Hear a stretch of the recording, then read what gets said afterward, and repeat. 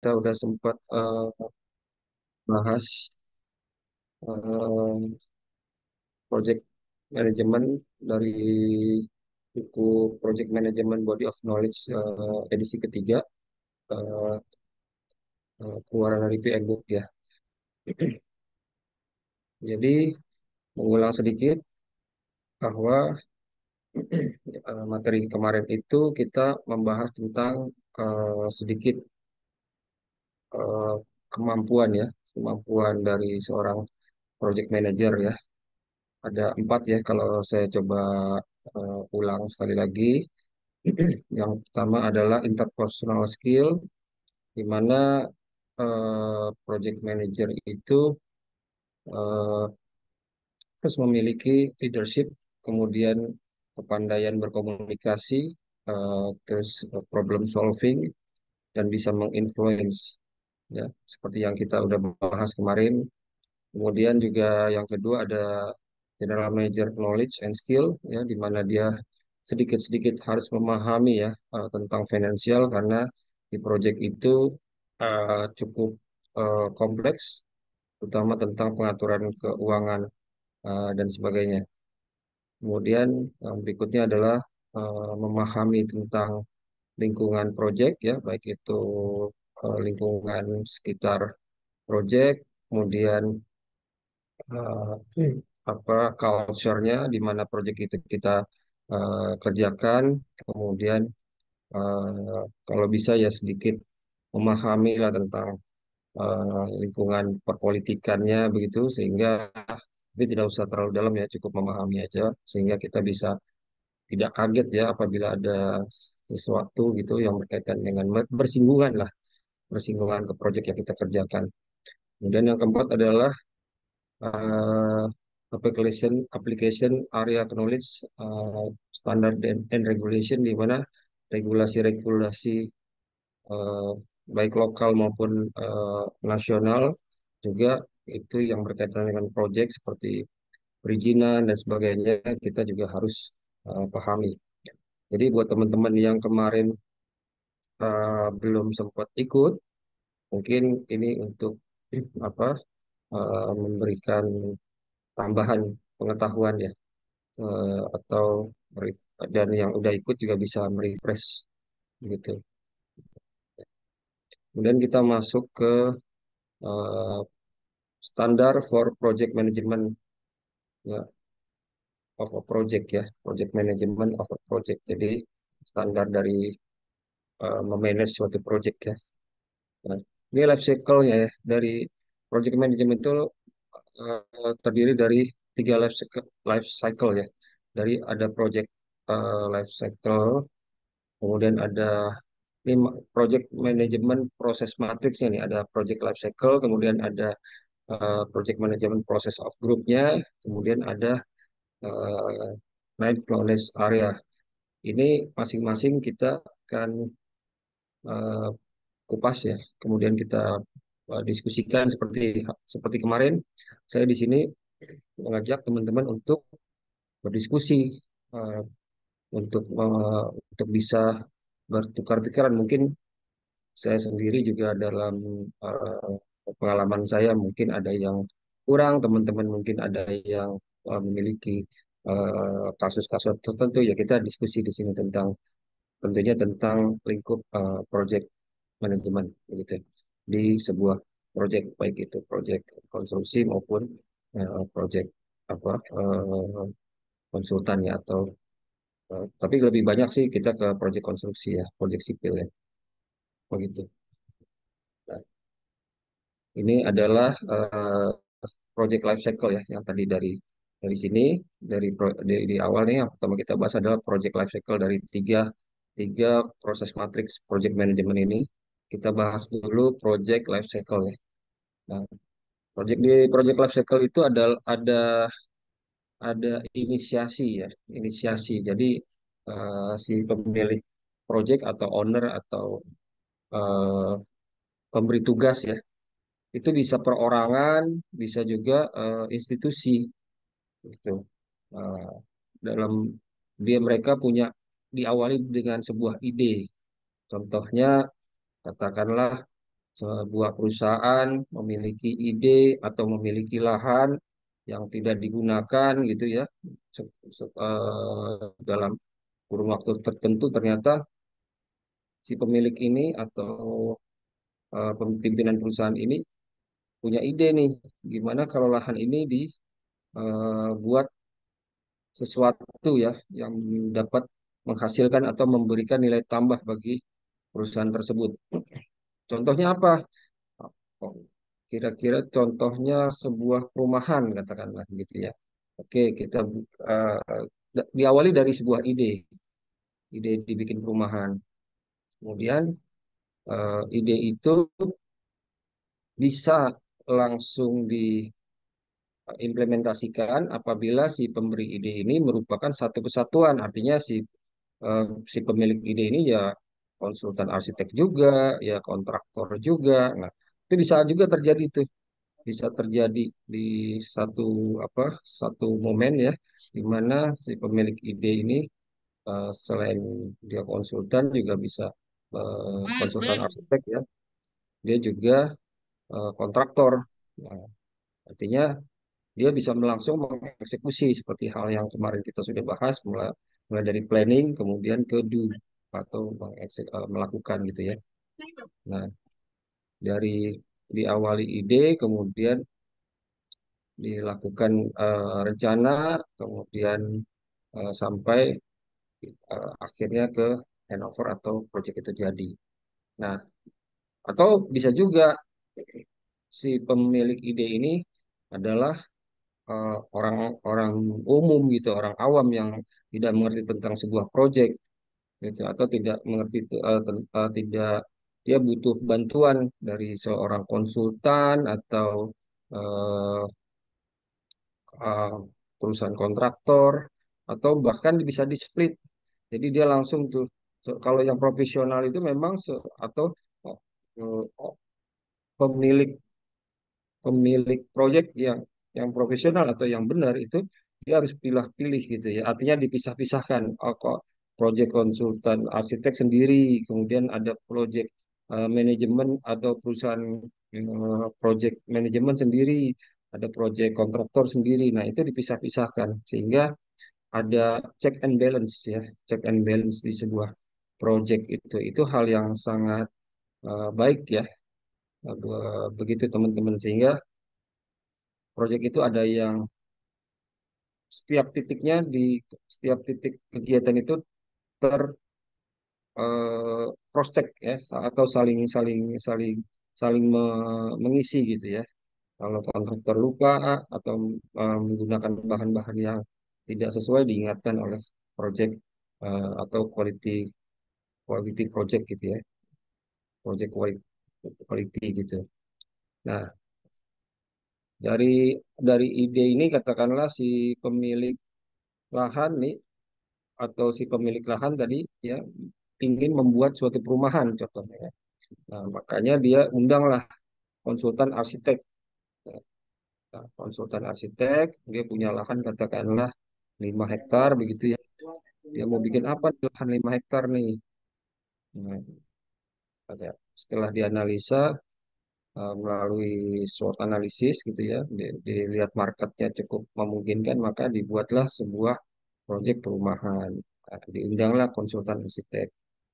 Nah, saya mau coba berikan contoh ini, katakanlah setelah di apa dilakukan eh, desain, jadilah sebuah desain gambar. Nah, ini contohnya nih. Wah, setelah diberikan masukan dan analisa, jadilah sebuah eh, saya kasih contoh nih, gambar gambar dari arsitek. Jadi setelah disetujui oleh owner, maka akan langsung dieksekusi. Ini baru gambar ini apa namanya, pengajuan propose nih, propose ya. Nanti ada setelah setelah ini akan dilanjutkan eh, gambar forkon. Jadi lebih lebih ke arah detail ya, gambar forkon. Nanti saya juga mau coba kasih eh, contoh gambar forkon nih, kemudian di project. Nah, ini gambar foreground ini mirip-mirip dengan gambar apa eh, detail ini ya, apa gambar as-built drawing ya, mirip. Tapi dia belum terimplementasikan atau terrealisasikan sebenar-benarnya kondisi di lapangan yang seperti hal kita udah bahas kemarin. Apabila ada masalah di lahan tanahnya, apakah tanah itu empuk atau tanah itu keras, itu eh, masing-masing ada apanya ini kecil ya. Bentar, dibesarin dulu ya. Nah, ini bisa bisa apa namanya? Nah, ini salah salah satu contoh ya, gambar foreground nih. Ini kok mengecil ya, Pak, gambarnya ini. Ini kelihatan nggak nih? Contoh-contoh gambar foreground ini.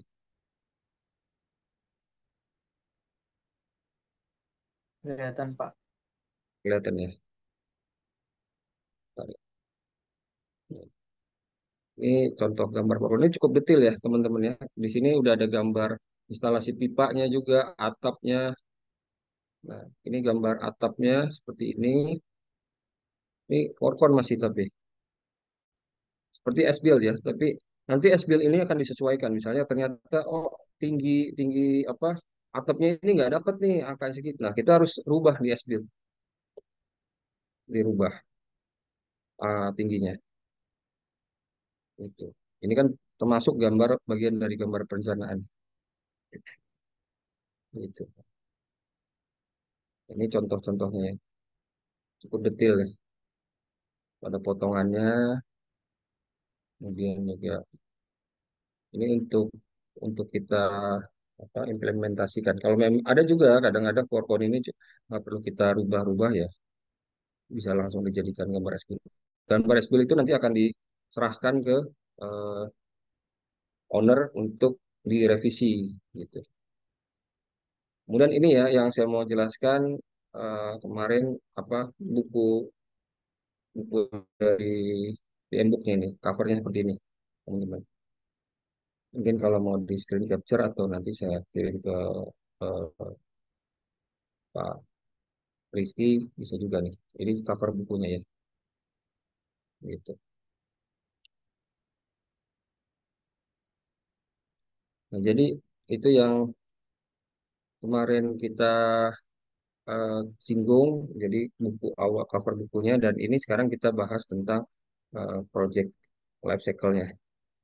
Kemudian dari inisiasi ini kita buat suatu rencana, rencana bagaimana mengaplikasikan atau mewujudkan ya ide tadi seperti tadi membuat perumahan ya kita kita buat rencana mulai dari rencana eh, cut and fill-nya, land clearing-nya, kemudian perizinannya ya terutama perizinan dulu ya teman-teman, kemudian legalitas tanahnya perlu apa kalau sertifikatnya itu perlu di plotting ulang atau tidak ya.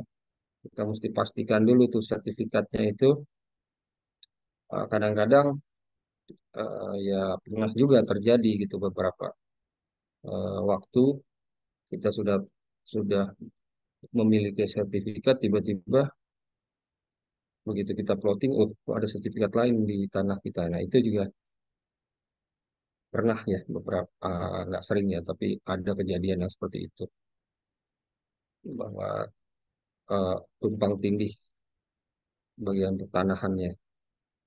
Nah, kemudian dari setelah sudah clear sertifikatnya kita periksa ternyata udah aman, kemudian kita cocokkan dengan gambar yang tadi setle atau apa propose tadi ya berupa denah. Kemudian kita pecah-pecah itu sertifikatnya menjadi per kafling. Per kafling itu masih di area rencana rencananya. Jadi ini tanah kita nih dapat berapa kafling nih, gitu. Dapat berapa kafling? Nah, di rencana, oh dapat sekian kafling. Berarti selebihnya atau sisanya menjadi daerah fasos-fasum ya. Atau daerah ya fasos-fasum itu fasilitas umum, fasilitas sosial ya. Itu bisa jalan, saluran, taman, fasilitas olahraga, atau bahkan posyandu gitu. Nah, setelah eh, sudah sesuai, sudah diterima oleh si inisiator tadi atau owner atau pemilik project, maka langsung diajukan ke bagian perizinan.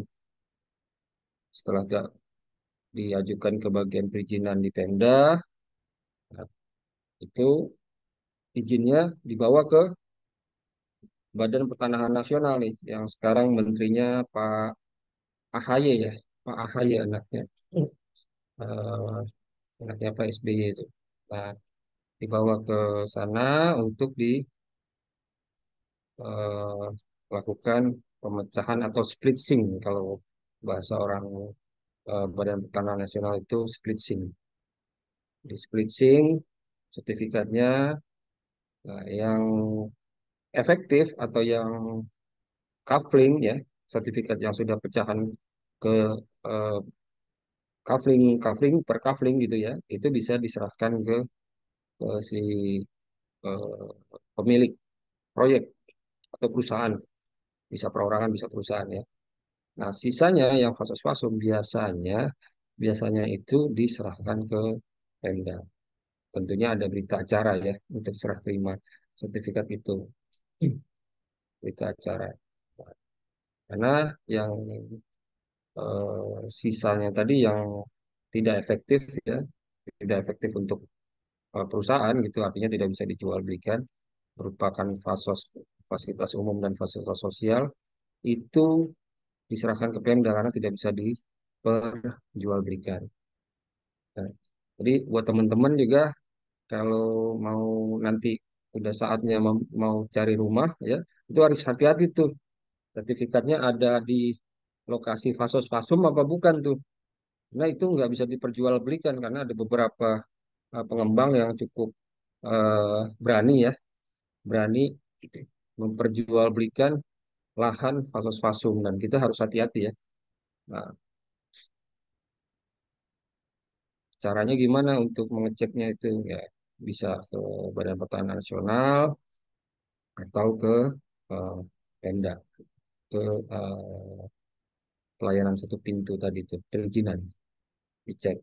Nanti minta di plotting ya, minta plotting ini lahan kita nih termasuk fasos-fasum apa bukan nih sertifikatnya gitu.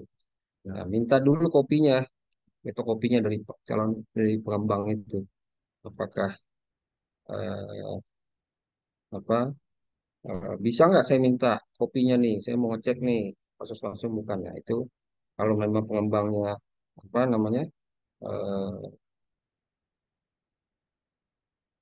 niatnya tidak aneh-aneh gitu ya, dia akan kasih cepat kasih ke calon pembelinya gitu. Nah, kemudian kembali lagi setelah di eh, splitting ya, biasanya kita akan dapat tuh IMB induk, izin mendirikan bangunan induk ya. Setelah dapat IMB induk baru dipecah masing-masing unit. Nah, itu semua bagian dari eh, progres ya. Kalau kita udah serah melakukan itu semua bagian ke progres. Jadi bukan lagi ke planning. Jadi setelah tadi direncanakan di awal, oh kita jadi sekian ratus rumah nih. Nah, oke, ajukan izin. Begitu kita jalan mengajukan izin itu udah masuk ke progres. Ya. Ketika progres itu berjalan sesuai dengan rencana, maka selesailah proses eh, perizinan tadi. Ini baru satu proses tuh. Jadi nanti ada lagi proses eh, pekerjaan konstruksinya, pekerjaan konstruksinya. Nah, untuk pekerjaan konstruksinya tentu kita tidak lepas dari proses yang kemarin kita udah bahas ya, eh, perencanaan dan pelaksanaannya itu kita bangun sebuah tim, kemudian bisa juga kita subkonkan ya, atau pekerjaan-pekerjaan itu kita eh, apa namanya delegasikan ke kontraktor yang apa sesuai dengan bidangnya. Contohnya kemarin kita sempat bahas untuk pembuatan railing tangga gitu. Nah, ini adalah project life cycle ya. Project life cycle tadi kita bahas dari sisi perizinan, dari mulai inisiasi, kemudian splitsing, kemudian sampai ke selesainya splitsing surat-surat. Nah, itu.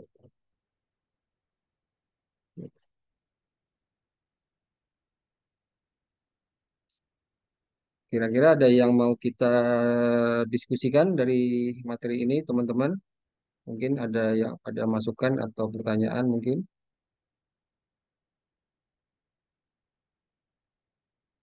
saya persilahkan.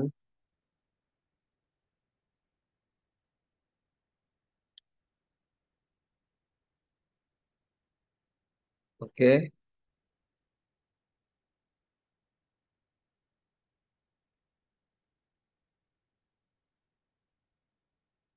Nah, kalau nggak ada, saya coba tanya ya, coba tanya nih yang hadir di sini nih.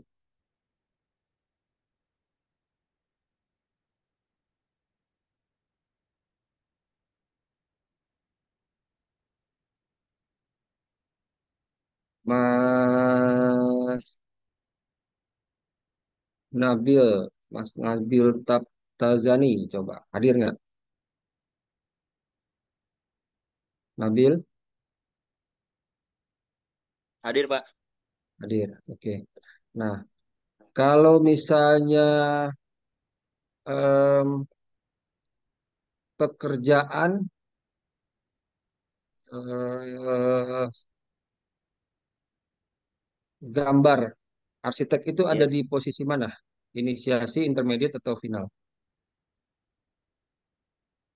Gambar propose tadi. Propose tadi ada di mana? Propose denah ya, denah, denah. Atau set plan. Set plan itu ada di mana?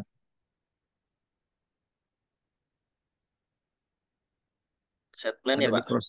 ya, set plan itu ada di inisiasi atau intermediate atau final.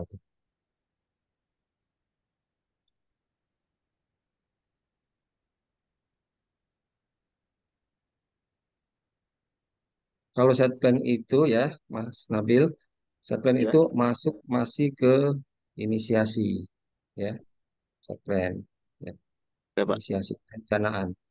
Jadi nanti kalau sudah eh, apa sesuai,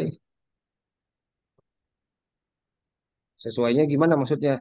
Dia udah dapet tanda tangan. Nah, tanda tangan dari Persetujuan ya, Pak. persetujuan, betul, persetujuan dari eh, pimpinan daerah, contohnya kepala dinas perizinan atau wali kota atau bupati atau gubernur ya. Kalau proyek yang besar di ibu kota biasanya atau di provinsi itu butuh persetujuan dari gubernur tanda tangannya. Tapi kalau proyeknya nggak besar ya bisa cukup dari wali kota atau dari bupati ya. Itu itu udah apa hampir udah masuk ke pelaksanaan. Jadi udah siap dilaksanakan. Kalau masih pra set plan atau set plan yang belum disetujui itu masih inisiasi ya. Itu yang bisa teman-teman bedakan ya. Jadi kalau belum ada persetujuannya, jadi teman-teman kalau nanti ada rencana punya rumah atau beli rumah gitu ya, dilihat dulu tuh set plan-nya. Boleh boleh nggak kita lihat set plan? Boleh. Itu hak kita ya sebagai calon pembeli ya. Minta minta apa namanya bukti legalitas ke calon apa calon penjualnya ya, karena kan belum terjadi transaksi, jadi kita bisa bilang calon. Calon penjual ini juga harus terbuka nih dalam memberikan informasi. Boleh nggak kita lihat eh, apa set plan yang sudah ditentang ini atau disetujui oleh pemerintah? Harusnya nggak ada masalah dan banyak kan pengembang itu akan memberikan eh, memberikan informasi itu secara terbuka karena itu bukan yang rahasia ya. Apalagi zaman sekarang nih nggak ada di era keterbukaan informasi ini kita harus eh, memberikan informasi yang akurat, nggak boleh disembunyikan gitu. Ya, terima kasih Mas Nabil ya atas jawabannya. Jadi eh, praset plan atau propose gambar proposit plan itu masuk ke inisiasi ya, begitu.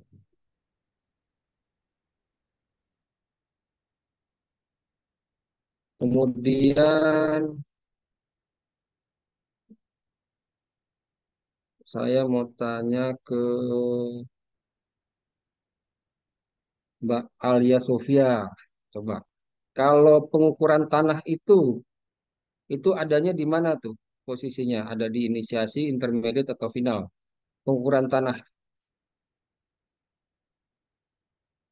di dalam sebuah proyek,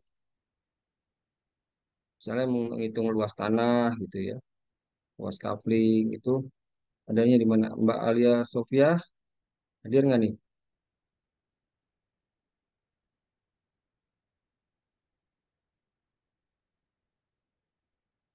Atau siapa yang bisa membantu saya nih? Adanya di mana tuh posisinya mengukur tanah? Saya akan Mengukur- coba menjawab. Oke, silakan. Menurut siapa di tahap intermediate karena pengukuran bagian dari perencanaan.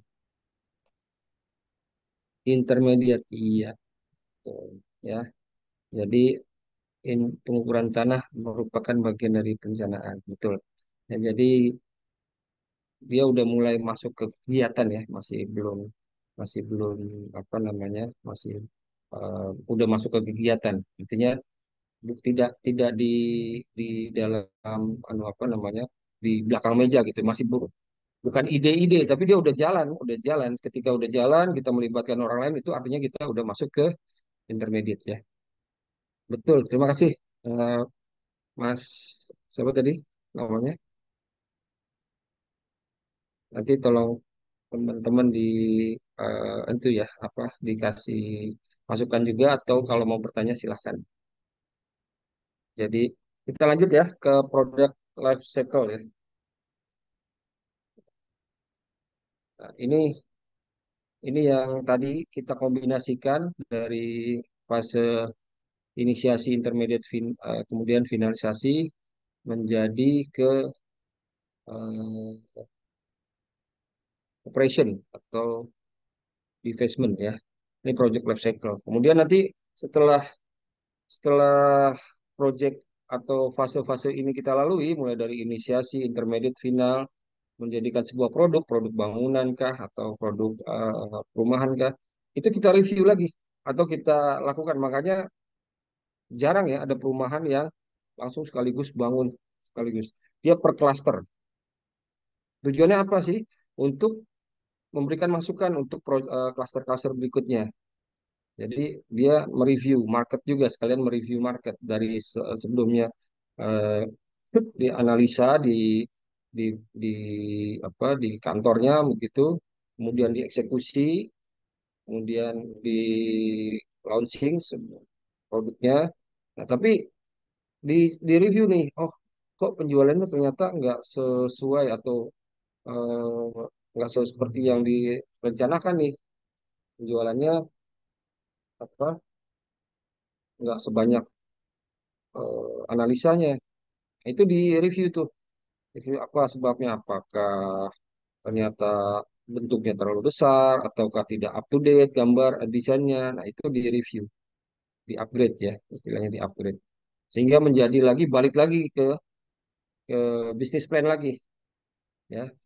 muncul lagi ide baru diinisiasi lagi di intermediate. Bisa.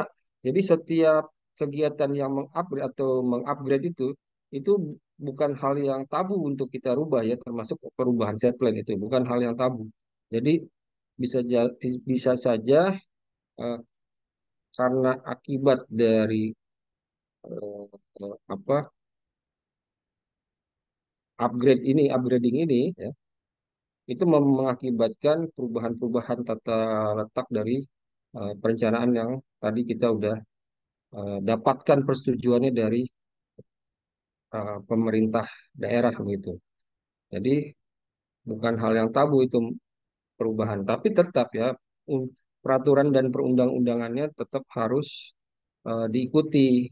Contohnya kalau membangun suatu kawasan ya, perumahan itu harus 40-60, artinya perbandingan coupling efektif dan coupling non efektifnya itu yang efektifnya 60%, yang non efektifnya 40%. Nah, itu tetap harus dijaga dan diikuti karena kalau tidak ya perubahan dari rencana tadi itu tidak mendapatkan persetujuan dari eh, apa pemerintah begitu. Pemerintah baik pemerintah lokal ya, bupati, wali kota atau pemerintah provinsi begitu. Jadi bisa terjadi ya teman-teman ya, eh, upgrading atau perubahan rencana dari yang sudah disepakati atau disetujui tadi oleh pemerintah begitu. Nah, project stakeholder nih. Project stakeholder itu siapa aja sih? Gitu. Nah, itu bisa eh, perorangan ya atau organisasi. Nah, kemudian project stakeholder itu eh, merupakan keseluruhan ya, keseluruhan dari eh, bagian keseluruhan bagian dari proyeknya. Sekarang saya juga mau coba minta tolong dibantu nih. Ada yang bisa bantu nggak? Apakah eh, project manager itu bagian dari project stakeholder? Ada yang bisa bantu nggak?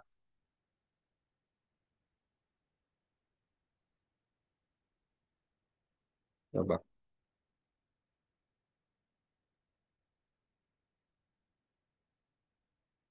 Project manager bagian dari project stakeholder apa bukan? Iya, Pak. Iya, Mbak Najwa Nabila. Ya, terima kasih.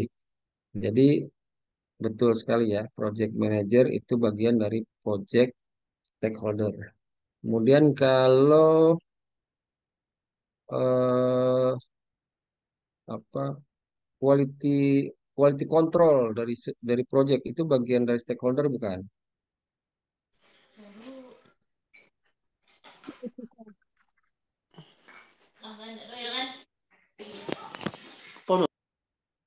Quality control itu bagian dari project stakeholder apa bukan? Iya, Pak. Ya, betul. Nah, kalau supplier material itu bagian dari stakeholder bukan? Supplier. Iya, Pak. Ya, betul.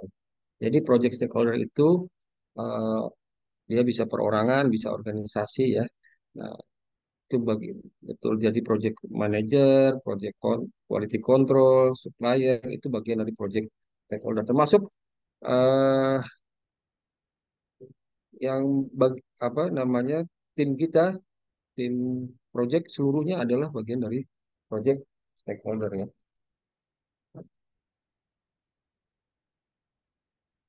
Itu nah ini dia nih. Jadi ada project sponsor ya yang membiayai project itu, kemudian project manager, project management team ya tadi bagian dari quality control, bagian eh, purchase barang-barang ya seluruhnya itu merupakan bagian dari project stakeholder ya termasuk supplier kemudian subkon ya, subkontraktor ya, itu bagian dari project stakeholder begitu. Nah, ini yang kita harus pahami. Jadi merupakan satu kesatuan dan kita harus bisa mengkomunikasikan seluruh project stakeholder dengan baik. Bahkan apabila ada kesalahpahaman di antara project stakeholder, ya project manager lah yang harus bisa ya membantu karena project manager ini bagian orang yang cukup bertanggung jawab terhadap jalannya project secara keseluruhan. Karena seperti yang kita sudah bahas kemarin, target dari project manager adalah BMW seri S, biaya, mutu, waktu, dan scope. Jadi kalau kalau sampai terjadi miskomunikasi di antara project stakeholder, itu akan membuat penilaian dari seorang project manager itu menjadi tidak baik. Gitu. Ya. Nah, ini yang kita harus pahami. Jadi mulai dari eh, termasuk bagian perizinan itu ya, pemerintah daerah itu masuk project stakeholder juga ya, teman-teman ya. Karena pemerintah daerah dengan adanya project yang kita bangun, terutama kawasan itu ya, itu membuat pendapatan di daerahnya menjadi meningkat. Ya. Dulu misalnya katakanlah harga tanahnya 300.000 misalnya atau 400.000. Nah, begitu adanya proyek yang kita bangun, lonjak tuh tanahnya, nilai tanahnya menjadi eh, 2 juta atau 1.500.000 katakanlah. Sehingga mendapatkan pendapatan daerah akan pemerintah daerah akan mendapatkan pendapatan yang lebih tinggi. Dari mana pendapatan daerah itu didapat akibat dari proyek yang kita bangun? Kira-kira pemerintah daerah itu dapat pendapatannya dari mana? Ada yang bisa jawab nggak kira-kira?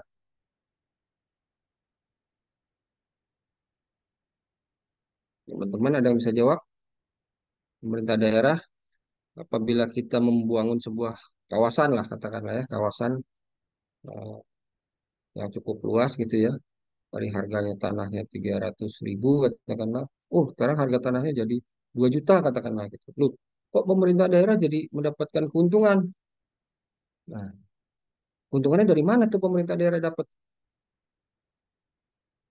Coba. Pajak bumi dan bangunan, Pak. Nah, betul sekali, Mbak Sinta Dewi, dari PBB. PBB itu yang kita bayarkan atau masyarakat bayarkan ke pemerintah daerah, PBB. Apakah PBB itu dinikmati atau diterima oleh pimpinan daerah atau pejabat-pejabat daerahnya? Enggak ya. Itu dikembalikan lagi ke masyarakat. Dalam bentuk apa? Pembangunan jalan, perawatan jalan, ya, kemudian penggantian lampu-lampu jalan, pembangunan sekolah dan sebagainya, sebagainya. Jadi eh, berputar itu apa uang yang diberikan masyarakat ke pemerintah daerah kan dikembalikan lagi ke masyarakat dalam bentuk seperti tadi ya, manfaat manfaat kepada masyarakat. Itu yang akibat dari proyek yang kita bangun. Proyek yang kita bangun membuat ekonomi suatu daerah itu menjadi eh, meningkat gitu. Nah, kemudian eh, ini yang kita juga harus apa bagian dari project life cycle ya, organisasi influence. Kita harus memahami ada sistem-sistem organisasinya ya, ada matriks dan sebagainya dan sebagainya. Kemudian culture-nya kalau kita pakai sistem organisasi matriks itu akan seperti apa ya, stylenya apa cocok dengan proyek kita itu yang kita harus pahami itu ya. Bisa juga organisasi struktur dari atas ke bawah ya. Ya, Itu yang juga kita harus pahami. Dari project itu dalam membuat suatu sistem organisasi juga eh, harus anu ya apa kita betul-betul pahami sebagai project manager. Kita mau pakai sistem organisasi apa nih kita mau pakainya nih ya, sistem hierarki atau sistem matrik yang bisa kita eh, am- ambil ambil bagian atau anggota-anggotanya dari tempat-tempat lain gitu. Sementara, ambil sementara. Nah, itu. Nah, ini yang dari sistem organisasi. Kemudian kita coba lanjutkan ke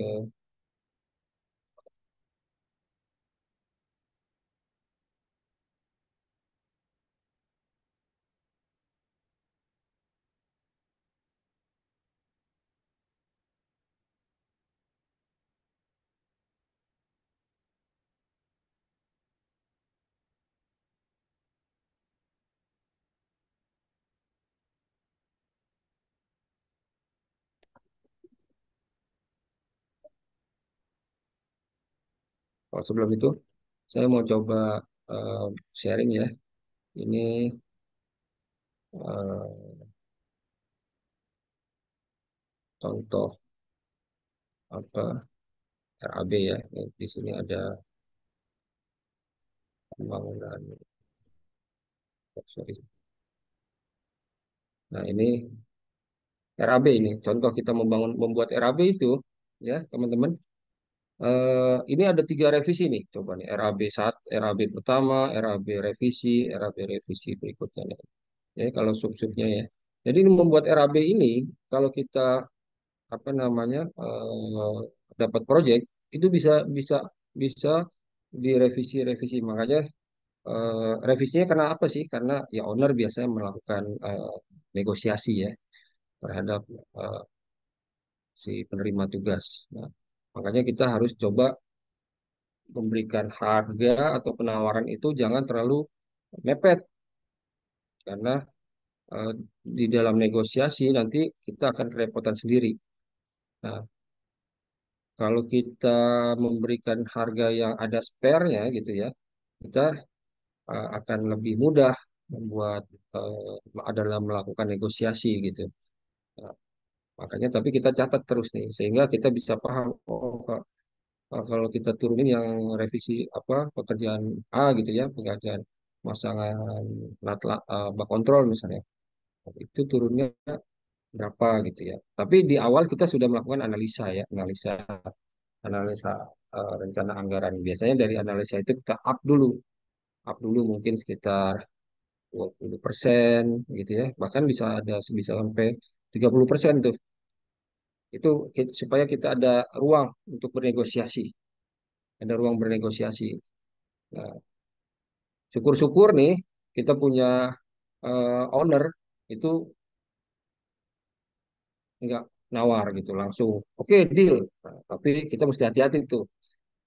Biasanya ketika gampang dealnya susah di akhir. Nah, kita harus hati-hati. Untuk menjaganya gimana? Kita harus buat suatu apa perjanjian, perjanjian cara pembayarannya apabila tidak bayar bagaimana, sebagainya sebagainya gitu. Makanya kemarin saya udah sempat singgung kalau kalau bisa ada kenalan yang atau teman-teman yang bergerak di bidang hukum itu sangat cukup membantu ya teman-teman sekalian dalam mereview kontrak itu. Jadi eh, selain kita dapat ilmu dari sisi legal, kita juga dijaga. Jadi jangan buru-buru tanda tangan kontrak ya, sign kontrak ya, begitu. Itu yang pengalaman yang saya eh, pernah dapat ya. Biasanya, wah nggak pakai nawar nih, langsung aja oke kerjain, kerjain. Tapi disuruh sodorin tanda Mana? tangan perjanjian, perjanjian nanti nanti ya besok ya. Waduh itu hati-hati itu teman-teman ya. Jangan pernah kita ter, termakan atau ga- gampang apa terbujuk terkena bujuk rayu ya. Oke oke, harganya setuju udah, setuju segitu. Tapi rupanya begitu, Pak. Oke kalau udah, ya udah kamu kerjain dulu. Wah, jangan mau kalau begitu. Kalau kalau belum ada perjanjian tertulisnya yang udah ditanda disetujui, jangan kita coba-coba ya ambil karena biasanya yang di awalnya gampang, di akhirnya kan susah begitu. Itu pengalaman aja sih. Ya mudah-mudahan teman-teman nggak sampai mengalami ya. Karena hal-hal kayak begitu, kalau kita agak keburu senang duluan, "Wah, asik nih dapat proyek besar nih, gitu ya. Langsung aja tanda tangan dan sebagainya. Akibatnya apa? Nggak dibayar atau dibayarnya lama. Nah itu cukup merepotkan teman-teman nanti. Jadi harus straight di awal ya teman-teman ya. Di, oke, setuju. Oke Pak. Nah tanda tangan Pak. Ini kapan kita bikin perjanjiannya? Ya udah kamu kerjain dulu. Wah jangan Pak. Kalau kerjain dulu kita nanti repot. Gitu. Nggak apa-apa kita kalaupun kamu ah, nanti nggak kebagian ada orang lain mengerjain ya berarti bukan rezeki kita. Jadi kita nggak usah khawatir karena basic dasarnya semua rezeki sudah diatur. Kita tinggal berusaha saja ya. Nah ini dari RAB ini kita bisa membuat kurva S. Tadi kemarin kan udah coba dibahas ya. Dari kurva dari RAB nanti kita bikin kurva S. Kurva S. Bentar saya coba kayak kurva S. Nah ini kurva S nih.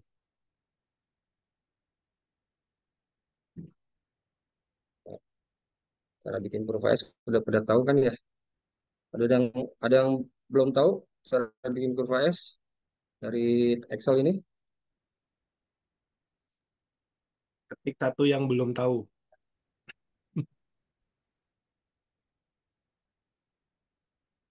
Nah ini antara aktual dan plan ya. Nah, yang biru, yang merah ini plan, yang biru aktual.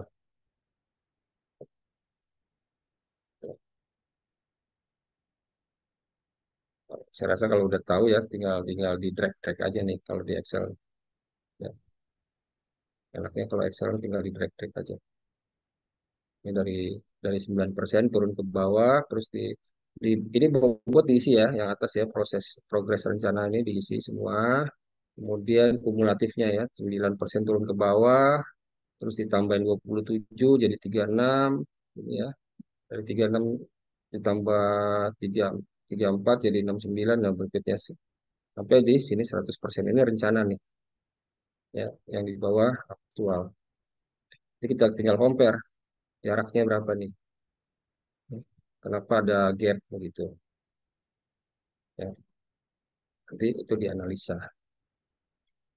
Karena ini progresnya masih berjalan, jadi dia masih di sini di bulan keempat nih, ya. Itu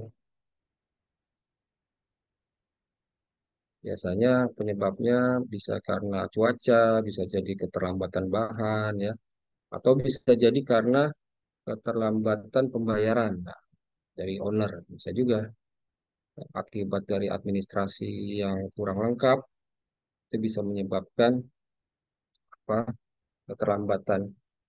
Sama kemarin saya sempat janji untuk memperlihatkan form-form tes nih teman-teman. Ini contoh form-form tesnya ya, papan tesnya. Jadi nanti di apa setelah kita kerjakan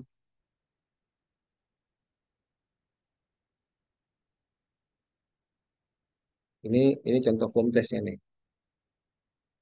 Ini tes on commissioning ya. Kemudian ada lagi eh, contohnya nih papan tes major nih. Jadi di instalasi rumah ini kita tes nih. Setelah kita kerjakan kita tes. Tadi bagian dari controlling ya teman-teman ya. Misalnya ini nama proyeknya, nama pekerjaannya, tanggal, lokasi dan sebagainya. ini jadi diisi, biasanya kita dilaminating, kemudian nanti diisi spidol. Kalau kita unitnya banyak, ini papan bisa dipakai berkali-kali, jadi nggak buang-buang kertas. Itu. Nah, ini saya kasih contoh nih, salah satu tes maker yang kita udah kerjakan. Nah, itu hasilnya ditandatangan oleh apa pembuat ya, tanggal pembuatnya, kemudian ditandatangan oleh pengawasnya. Ini targetnya berapa nih? Alat yang digunakan apa? Gitu. Unitnya di mana? Kemudian kabel-kabelnya apa yang dipakai? Ruangannya di mana? Gitu. Unit, unit karena ini rumahnya cukup lebih dari satu ya. Jadi disebutkan nih eh kafling nomor berapa, tanggal berapa. Gitu. Ini nanti di foto. Kenapa di foto begini? Ini jadi jadi laporan. Jadi berita acara. Jadi berita acara setelah difoto, dibuat suatu berita acara itu dimasukkan ke dalam laporan, laporan itulah yang diberikan kepada owner. Biasanya salah satu laporan itu merupakan salah satu syarat ya, salah satu syarat si penerima pekerjaan itu mendapatkan pembayaran progres, begitu. Jadi eh, ini bagian dari apa kegiatan yang kita harus lakukan gitu. Nah, ini untuk kegiatan tes rendam dak. Nah, gitu. Jadi tes rendam daknya itu tingginya 24 jam nih teman-teman ya. Jadi dak ini direndam 24 jam, dilihat diukur pas direndam tingginya. Kalau ada apa eh, dicatat, kemudian dicatat ya di foto nih masih open ya, posisi open test. Nanti kalau besok setelah 24 jam ternyata airnya tidak turun, itu bisa kita close. Nah, kalau udah close, biasanya di centang nih, kayak gini nih. Ada centangnya. Oke, posisinya oke. Tingginya 3 cm, ya. Per 24 jam, itu di tanda tangan nih. Si pembuatnya atau wakil dari penerima kerja, kemudian pengawas, pengawas, pengawas. Jadi tergantung ya dari masing-masing ownernya membutuhkan berapa pengawas. Ini karena ini ada apa perusahaan konstruksi manajemen, si pengawas, ada dari pengawasan owner, ya, ada lagi dari apa dari pimpinan dari owner atau perwakilan dari apa pimpinannya ya, pimpinan dari pengawas. Jadi tanda tangan cukup banyak. Jadi begitu. Ruangannya di mana, unitnya apa, gitu, uh, berapa itu diisi dan didokumentasikan. Ini kenapa didokumentasikan? Balik lagi bagian dari laporan, laporan yang berita acara dulu. Setelah kita bikin berita acaranya udah ditandatangani, baru kita masukkan ke dalam laporan, begitu. Kalau ini contoh dari tes tekan. Nah, AC juga pun, AC juga, instalasi AC juga kita uji, teman-teman ya. Jadi, instalasi pipanya kita kasih tekanan berapa bar gitu, atau berapa PSI gitu. Nah, itu jadi supaya apa? Supaya kalau ada kebocoran di instalasi pipanya itu, kita bisa tahu. Jadi, eh, si ownernya itu merasa puas ya, si pemberi kerjanya, oh kualitasnya memang betul-betul terjaga gitu. Ini kita kasih tekanan 140 psi selama 24 jam nih. BSP cek lagi nih, bar ini turun nggak nih? Ya, turun nggak dari 140? Kalau turun, wah, itu mesti cek tuh kebocorannya di mana, diurut terusnya. Lumayan sih, kalau rumahnya 300 meter aja udah pipa sepanjang itu kita urut satu-satu itu. Nah, tapi pekerjaan ini kalau kita kerjakan sendiri ya cukup eh, memakan waktu ya. Makanya ada hal-hal yang kayak begini tuh memang diserahkan ke subkon ya, kemarin kita udah bahas ya. Jadi mereka udah specialize ya. Oh kalau ada bocornya nggak lama-lama nyarinya tuh cepet tuh langsung. Oh di titik ini potong sambung lagi selesai gitu. Nah, ada masalah kalau misalnya direndam ternyata turun nih gimana? Penyelesaiannya bisa macam-macam ya. Nah, bisa macam-macam. Kalau tes rendam ini penyelesaiannya kalau ternyata satu titik dan bocornya itu kalau ada kebocoran ya dari 3 cm ini kok turun nih.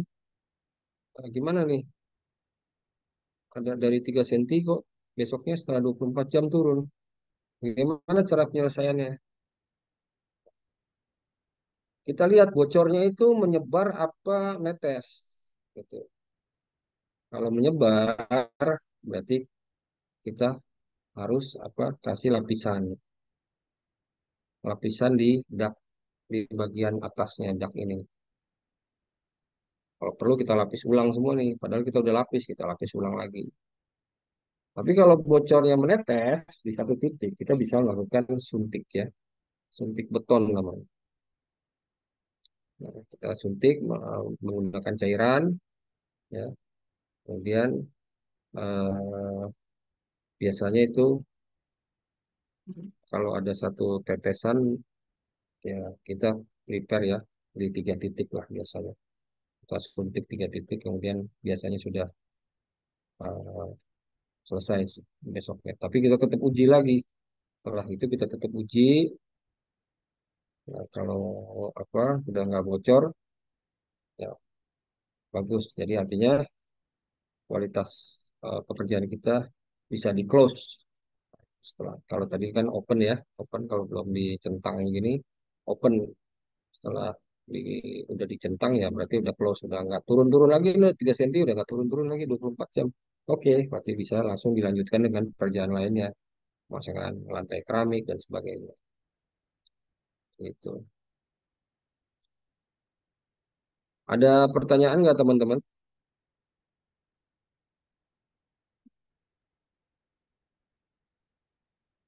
Yuk, teman-teman bertanya. Jangan lewatin kesempatan nih. Jarang-jarang soalnya ini pembicaranya. Silakan teman-teman bertanya lagi.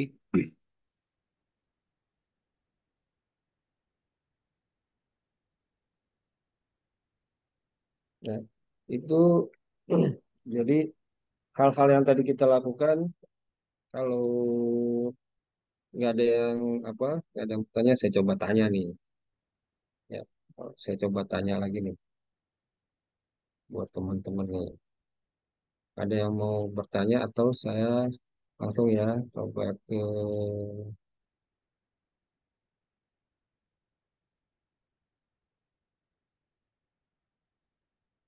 Raditya Zaki Pratama. Hadir nggak?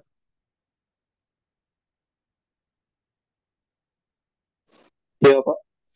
Ya, ada pertanyaan nggak kira-kira Raditya? Em, belum sih, Pak.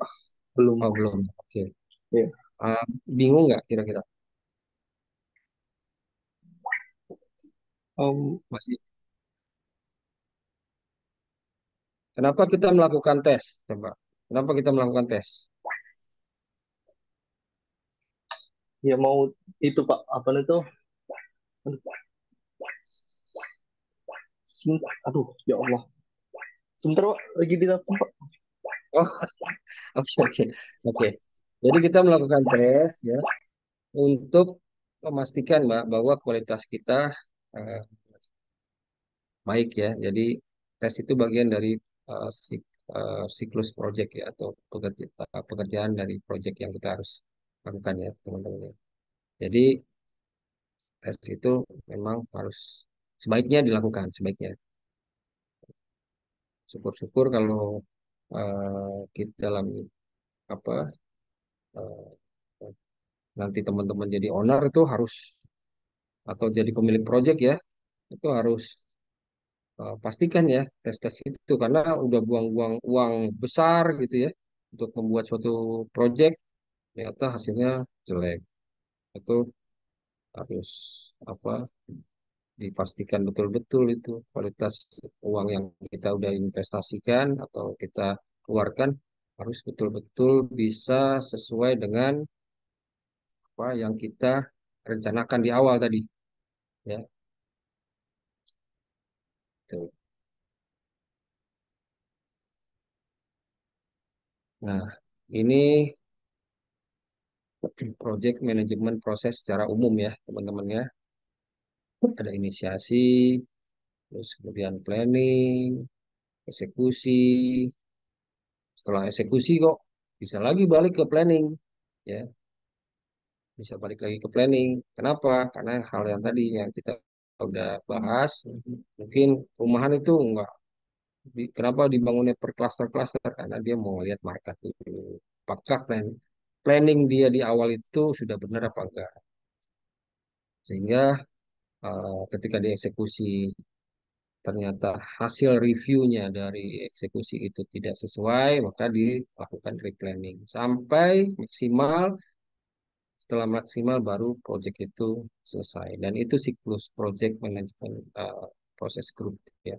Kalau di buku PMI ini disebutnya project management proses grup.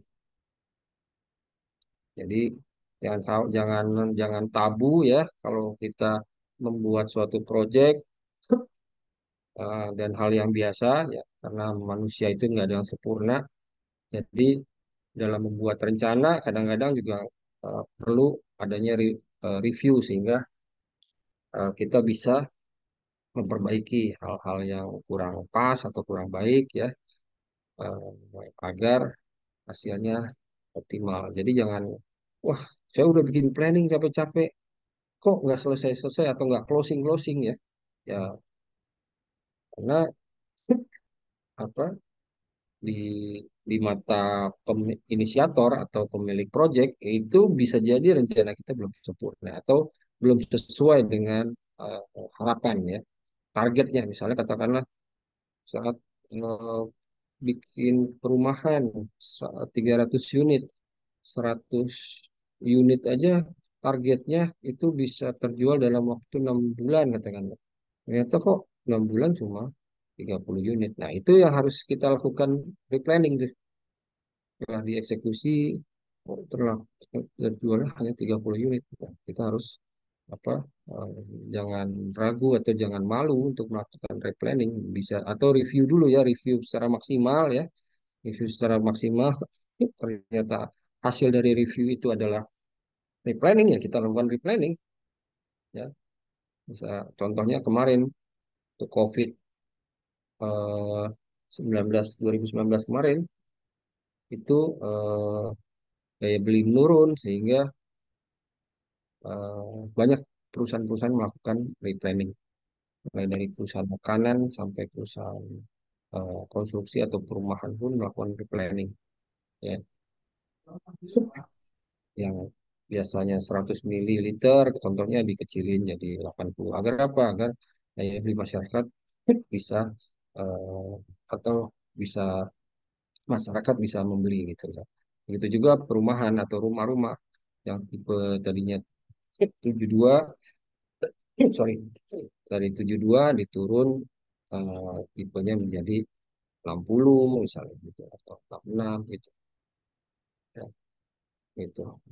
Jadi eh, replanning itu bukan hal yang tabu ya untuk dilakukan di dalam suatu project ya. Jadi kita harus fleksibel ya, fleksibel tapi berdasar, berdasar. Jadi tidak tidak asal-asalan. Wah, nggak laku, katakanlah cuma laku 30 nih, atau harusnya target kita laku 100 nggak laku 30. Wah, apakah dari desainnya, rumahnya, atau dari bentuk coveringnya? Nah, itu kita harus analisa dulu, review dulu, ya. Jangan-jangan dari materi penjualannya nih yang nggak bagus gitu ya, sehingga masyarakat kurang tertarik. Nah, itu juga yang harus kita review. Jadi tidak melulu eh, di sisi project ya, di sisi project ya untuk konstruksinya ya, dari perubahan set plan dan sebagainya itu dilakukan itu kita review dulu tuh yang mulai dari hal yang apa ya bahasanya ya mungkin eh, low cost dulu ya, kita cek dari yang low cost dulu ya. Low costnya apa misalnya materi materi materi penjualannya mungkin itu kan low cost ya. Tapi kalau sampai ngerubah set plan itu high cost menurut saya ya. Termasuk yang high cost perubahan set plan itu, karena kan biayanya cukup mahal tuh, kita harus ke Pemda lagi. Nah, itu ada hitungannya, saya juga lupa tuh ya, per meter square atau per 1.000 meter itu biayanya, itu yang eh, biasanya di apa ya, ada ada penerimaan negara atau penerimaan daerahnya itu ya, ada yang masing-masing daerah macam-macam. Jadi eh, itu kita cek dulu dari replanning itu untuk project ya. Kalau kita project katakanlah project perumahan, kita harus lihat mulai dari yang low cost-nya dulu. Yang low cost-nya apa nih? Kita cek. Jangan jangan sampai yang high cost kita rubah ternyata masalahnya bukan di situ gitu. Ya, masalahnya di hal yang lain. Saya sayang-sayang uangnya. Ya, cost budgetnya jadi sia-sia gitu teman-teman.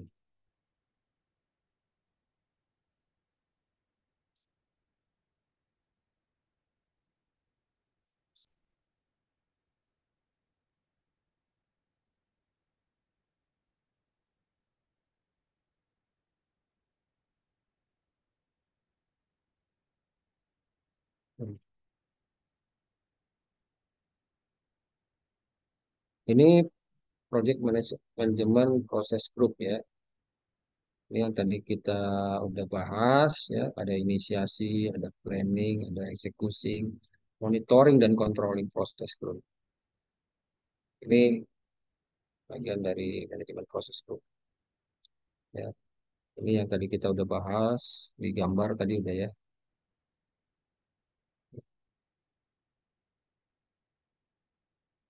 Ini materinya untuk hari ini sampai situ. Kalau ada yang mau diskusi tentang pembuatan RAB, silahkan ya teman-teman ya. Ada yang eh, ini SK. Nah, ini yang form ya, form apa yang saya mau diskusikan, apa sharing sedikit ya. Ketika kita, nah, ini contoh ya sedikit. Ini formulir-formulir yang salah satu formulir-formulir ya yang digunakan di sebuah proyek ya. Ini kita mau mengerjakan suatu proyek itu harus minta ada form working permit nih namanya itu. Kanaan. Nah, ini kebetulan dari PT saya itu PT Waluya Esa Sakti ya teman-teman ya. Jadi kita ini kontraktor dan developer perusahaan. Jadi selain mengerjakan perumahan, kita juga mengerjakan perumahan apa konstruksi di perumahan-perumahan lain. Ini salah satu form yang kita apa harus isi minta ya. Jadi ke owner ya untuk apa namanya mengerjakan pekerjaan. Ini juga sama ya, working permit untuk pekerjaan lantai. Jadi masing-masing pekerjaan itu dimintakan working permitnya tuh biasanya. Kalau misalnya kontrak belum kita tanda tangani ya. Jadi ini untuk pegangan kita lah. Misalnya kayak tadi nih kita ketemu owner yang eh, apa kok enak banget nih, harganya nggak ditawar-tawar gitu ya. Harganya nggak ditawar-tawar.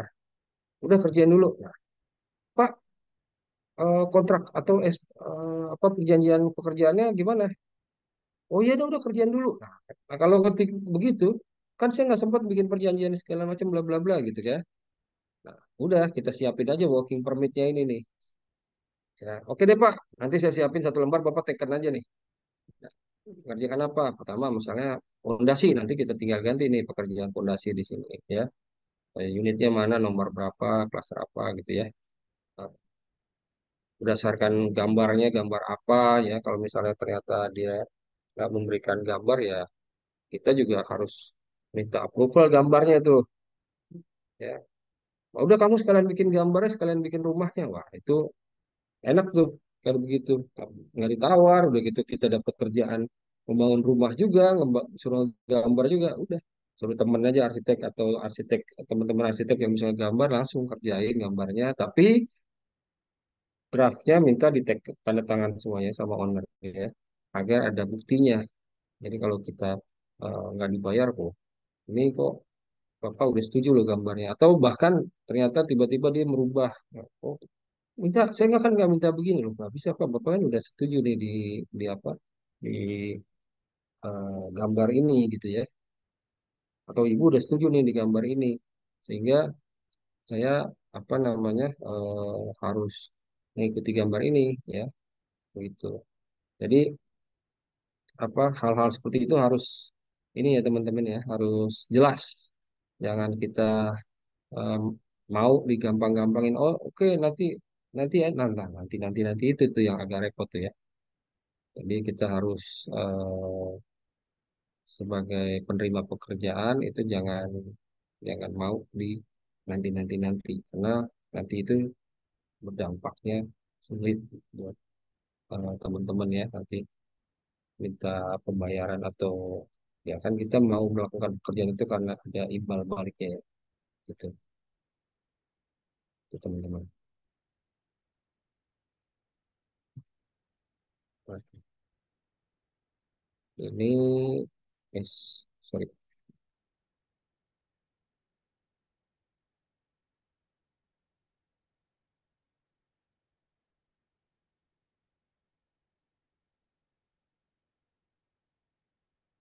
Nah,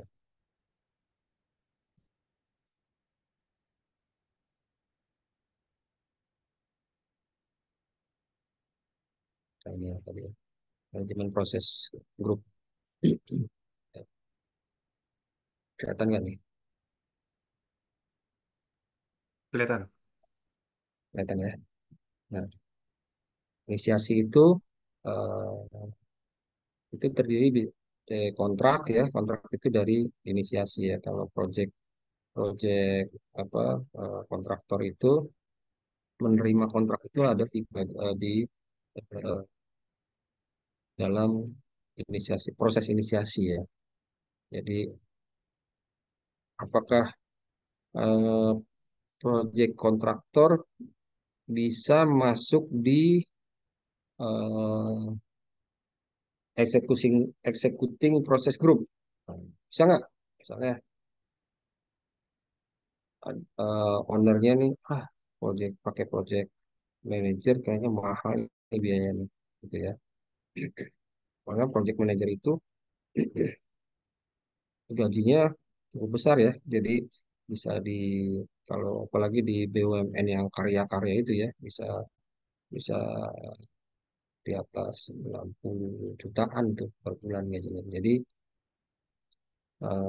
mahal gitu ya. Jadi bisa aja tuh owner melibatkan project kontraktor itu di posisi executing proses, bukan lagi di planning. Gitu. Nah, kenapa begitu? Karena untuk menghemat ya. Nah, mulai dari inisiasi dia akan tergantung by kontraknya ya.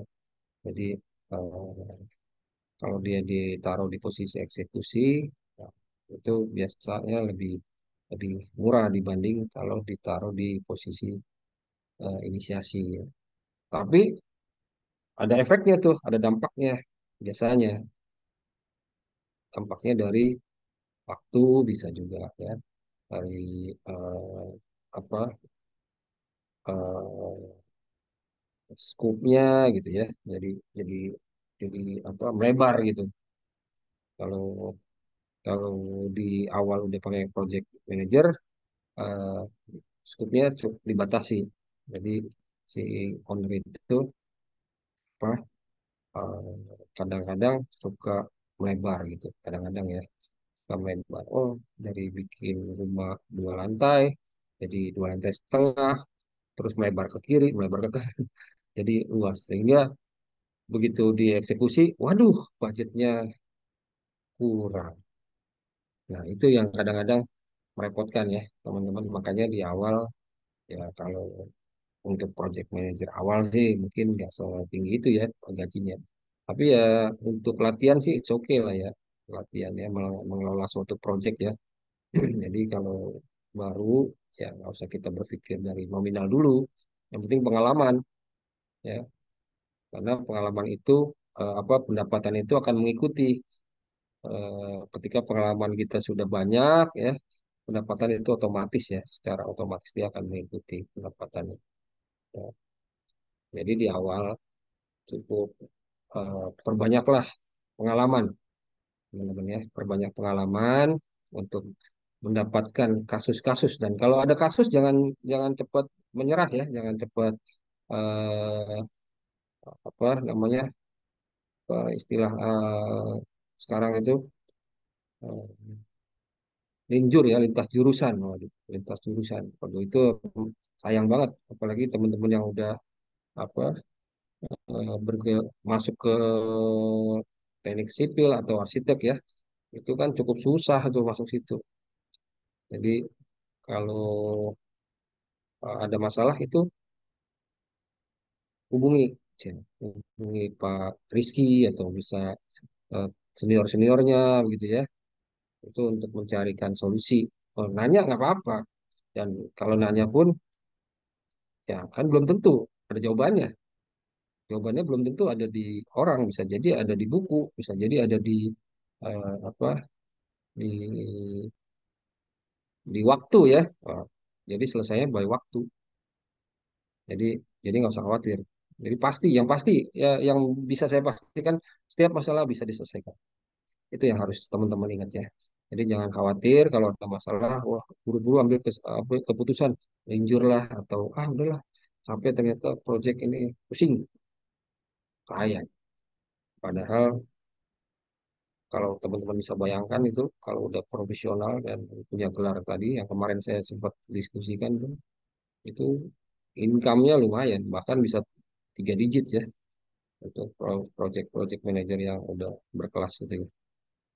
Begitu, teman-teman. Nah, jadi kontrak itu ada di proses inisiasi ya. Kemudian eh, time schedule. Nah, time schedule itu ada di mana tuh kira-kira tuh? Siapa yang bisa bantu saya nih? Saya juga lupa nih. Inisiasi apa di planning atau di eksekusi ya tuh time schedule tuh ya. Ada yang bisa ngerti? Ada yang bisa jawab nggak? Bantu nggak? Coba. Planning. Ya, Ya Pak. di planning. Betul sekali. Time schedule itu ada di planning, rencana. Terus bisa dieksekusi nggak? Ada di posisi eksekusi nggak time schedule itu?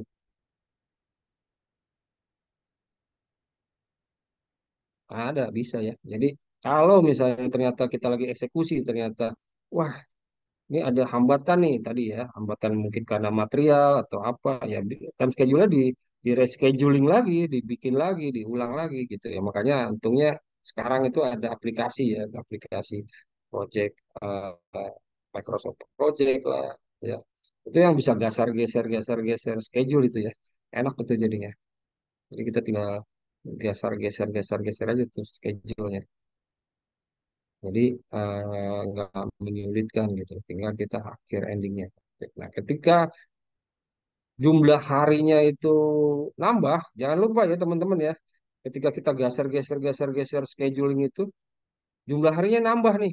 Nah, kita harus informasikan ke owner. Pak, akibat dari keterlambatan bahan, time schedule yang kita sepakati di awal, katakanlah 100 hari, mundur Pak, jadi 130 hari, katakanlah gitu. Oh, atau katakanlah kebanyakan ekstrim, 130.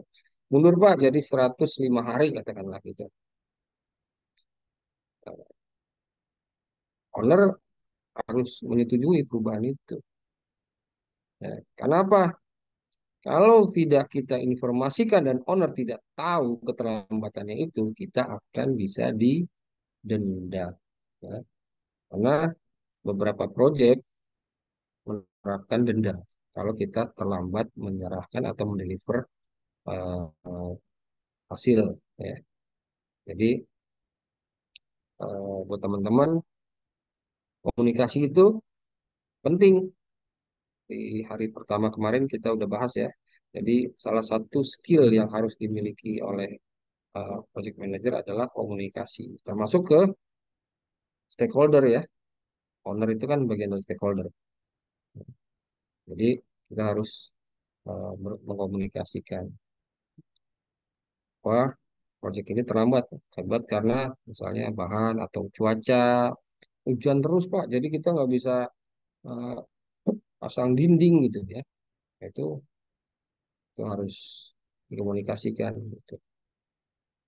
Pak, hujan terus ternyata kita nggak bisa ngecor dan sebagainya, sebagainya. Gitu. Ya. Kemudian dari turun ke bawah ya tadi dari inisiasi turun ke bawah jadi planning ya, kemudian dari planning ke eksekusi ya.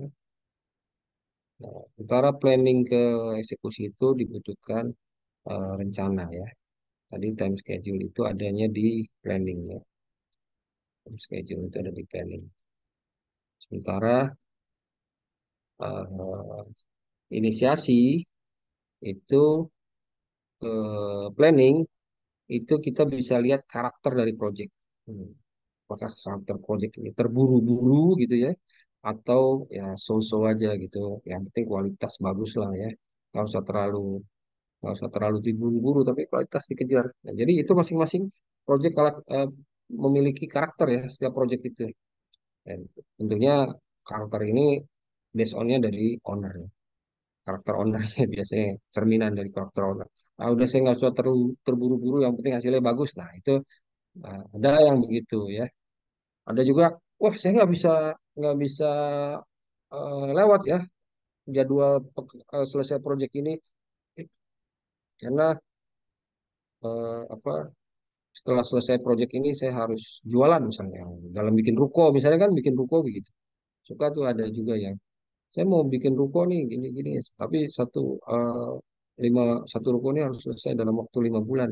Itu itu kita bisa lihat tuh dari inisiasi ya. Dari waktu inisiasi kita bisa lihat tuh karakter proyeknya.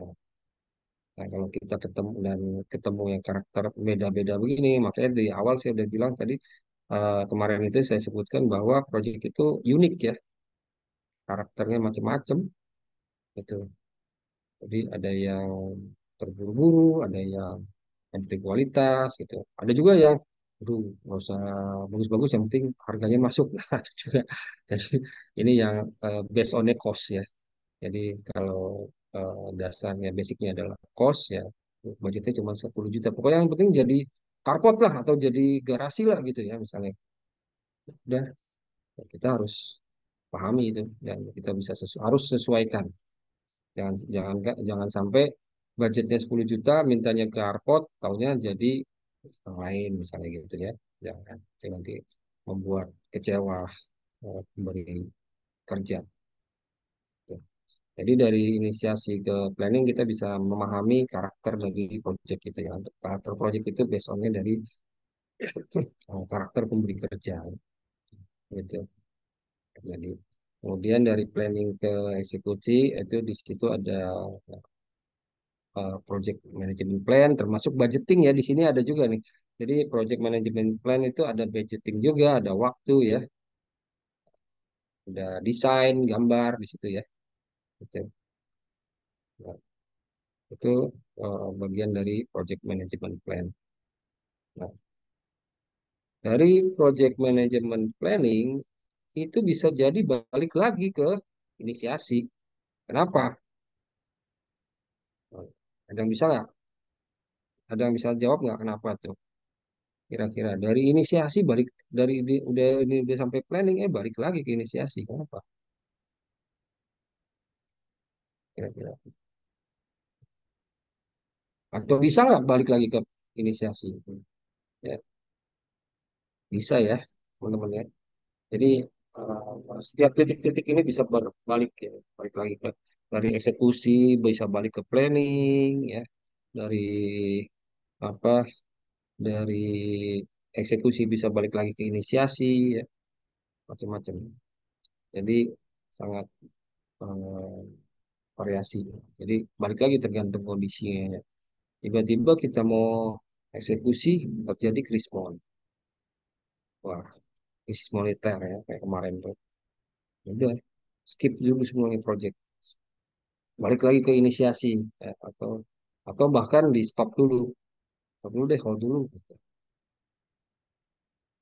Itu bisa terjadi. Jadi segala kemungkinan bisa saja terjadi. Tapi ketika sudah uh, di titik eksekusi dan kondisinya normal-normal saja, dia akan lanjut ke apa monitoring dan controlling ya. Seperti ya, monitoring controlling tadi kita udah lihat ya sama-sama ada tes-tesan gitu ya, pengetesan-pengetesan. Bahkan kalau gedung-gedung tinggi ya, nanti ditesnya betonnya, kualitas betonnya ya, ada sebelum dicor dites gitu ya. Ya, mutu betonnya, mutu beton dites. Selam tes ya, ada selam tes, ada tes apa tarik ya, tes tarik untuk bajanya, kemudian ada tes tekan untuk betonnya dan sebagainya, sebagainya. Dan semua itu harus ada formulirnya seperti hal yang tadi itu terdokumentasikan dan di approve ya. Jangan sampai kita buat laporan, kita tanda tangan sendiri, kita tes sendiri, terus kita serahin ke owner. Nanti ditawain owner. Ini siapa yang ngetes, siapa yang tanda tangan, siapa yang approve. Ya, nanti kadang-kadang owner suka bikin guyonan, ya udah kamu aja yang keluarin duitnya sendiri. Nah, kan kita pusing gitu.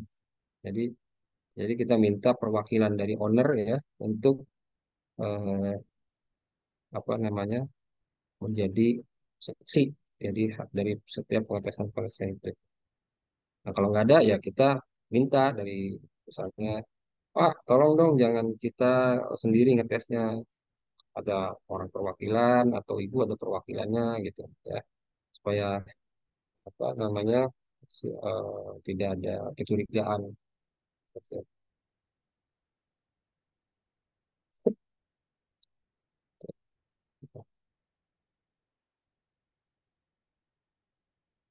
Dari pengetesan itu juga bisa ada yang di approve ya, ada yang di reject ya kayak tadi tes tekan ya, tes tekan yang kita kami lakukan itu bisa aja di reject tes tekan pipa ya. Kenapa di reject? Karena ada kebocoran misalnya gitu. Oh, benerin dulu baru setelah setelah benar kemudian dites lagi baru di approve. Ya, jadi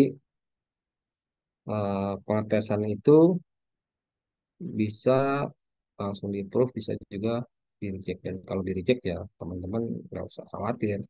Kita tinggal ya, apa cari masalahnya di mana, kemudian kita perbaiki.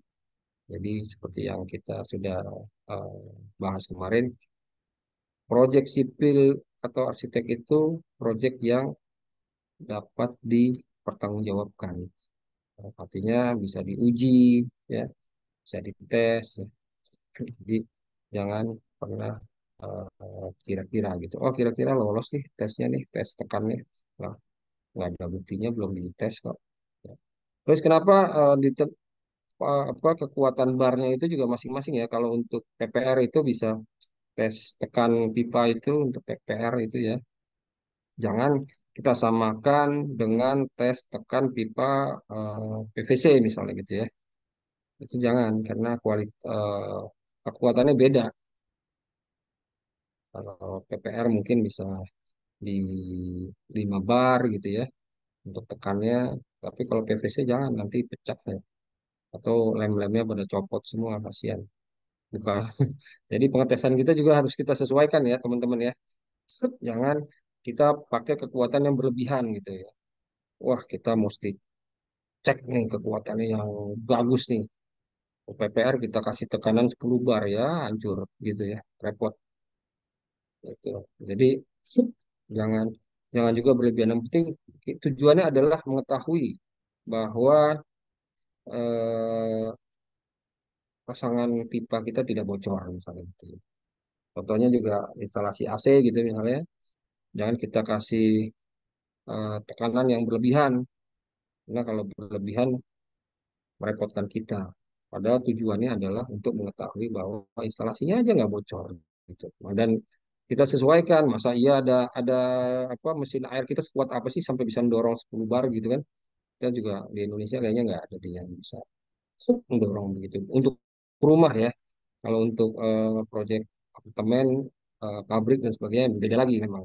Dan jenis pipanya juga beda. Jadi waktu kita uji ya, tes itu disesuaikan material yang kita mau uji dengan apa namanya eh, eh, kekuatan yang kita mau gunakan untuk pengetesan itu ya teman-teman ya. Jadi jangan jangan jangan salah gitu ya. Nanti kita yang repot sendiri. Kita udah bang kan pengujian itu biasanya di akhir kan pekerjaan sudah finish kita atau eh, pipanya sudah terpasang ya terinstalasi gitu ya baru kita uji. Kan sayang kalau kita ada apa kita uji dengan kekuatan yang berlebihan, di situ udah ada tenaga yang kita udah bayar ya, bahan yang kita udah beli ya. Ternyata pengujiannya berlebihan sehingga tujuannya tidak tercapai. Begitu.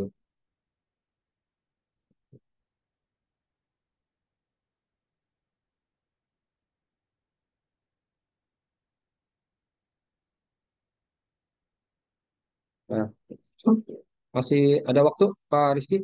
Saya mau satu slide lagi nih. Masih Oke, sampai jam 9 kok, maksimal. oke, oke. Ya. Jadi ini apa biasanya di project management proses project management itu ya eh, ini ya mirip-mirip dengan kurva S nih teman-teman ya ini apa ketika planning itu apa energinya mungkin ya kalau dibilang ya, energinya lebih besar daripada waktu inisiasi effort itu kan menghasilkan energi ya. Nah, itu lebih besar ketika lagi eh, planning. Makanya kenapa di planning itu ya berpotongan dengan waktu eksekusi ini kan dia bisa balik lagi seperti gambar yang eh, sebelumnya ini. Nah ini kan dia bisa balik lagi ke apa namanya ke apa dari eksekusi bisa lagi balik lagi ke planning gitu atau dari planning bisa lagi balik lagi ke inisiasi karena beririsan ya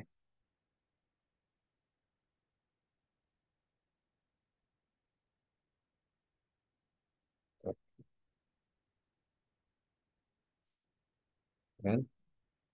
Tapi effortnya yang di apa eh, di dikeluarkan itu di yang paling tinggi di mana nih? Di eksekusi ya teman-teman ya. Jadi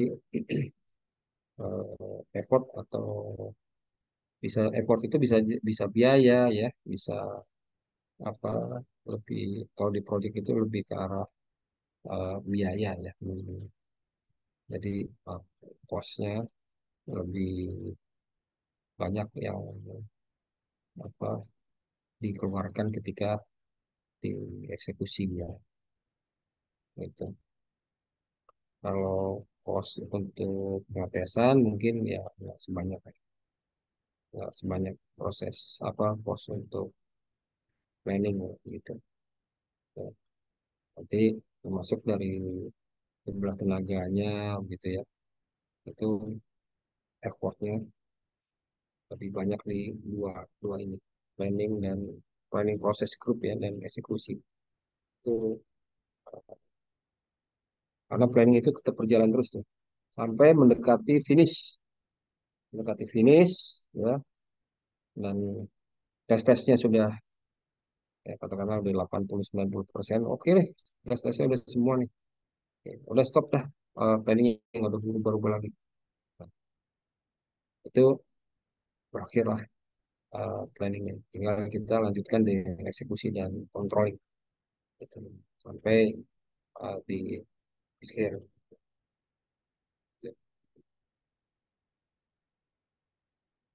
Ya, sisa waktu tinggal 20 menit lagi. Kira-kira ada teman-teman yang mau bertanya dari sampai kegiatan project management ini, teman-teman? Atau mau diskusi, atau ada yang mau ditambahkan, silahkan. Saya berikan kesempatan.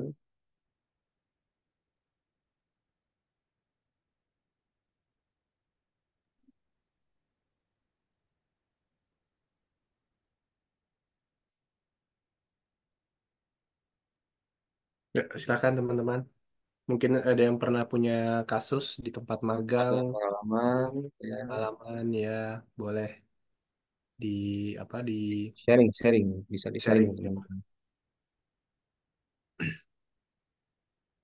Izin Pak, mungkin ada beberapa pertanyaan di kolom komentar. Oh ya, sebentar, saya coba tanya.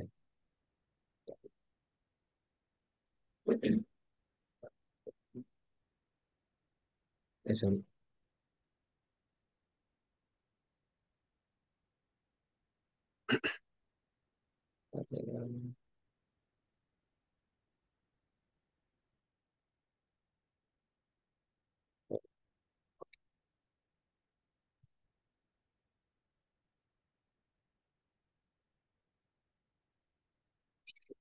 S S-build drawing ya, sorry, dari Mas Aldin ya. S-build drawing, bukan soft drawing. S-build drawing. Oke.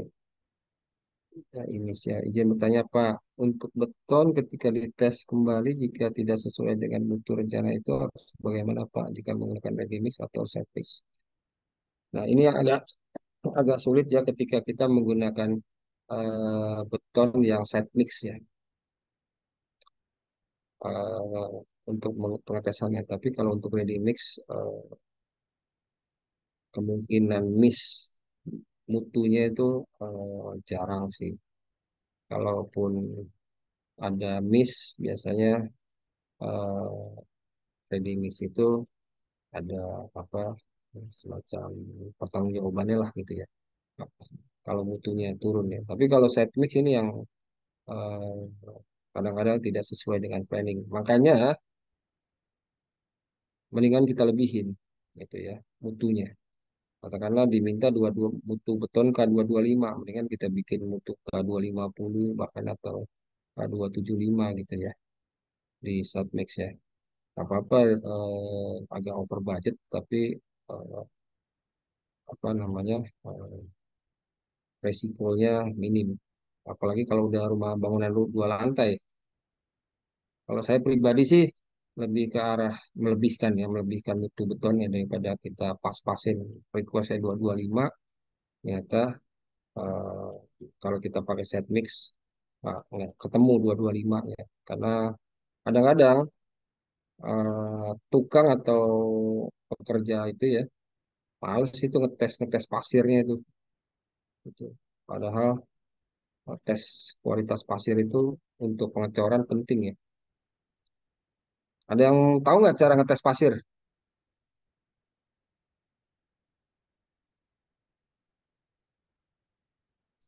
Tes Teman-teman ada alami, yang Pak. pernah? Hah? Tes alami ya, Pak. Bukan kalau kalau beton tes lam. Kalau pasir, kalau gini kita bikin side mix nih. Misalnya kita bikin side mix, kemudian kita kan mesti cek dulu nih pasirnya nih, mutu pasirnya. Ada yang pernah nggak ngecek mutu pasir? Ada yang tahu nggak kira-kira? Ada yang pernah mungkin?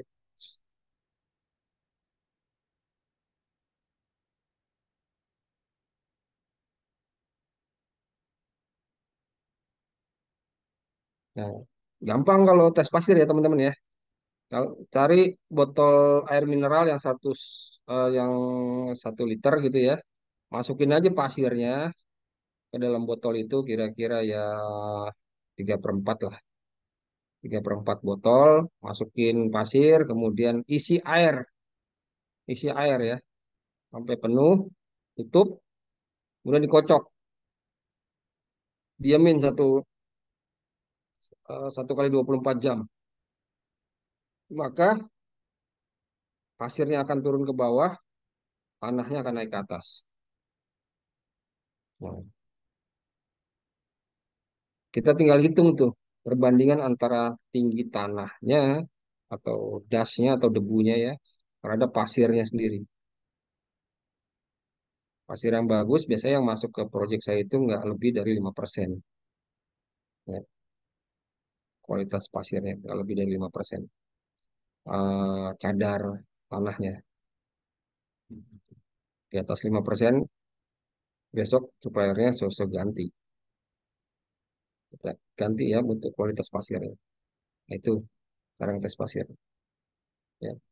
Jadi kalau pertanyaan dari Mas Mazinur Rahman ini, beton tidak sesuai mutu ya, kalau mutu tidak sesuainya naik ke atas ya aman-aman aja. Tapi kalau turun ke bawah kualitasnya itu yang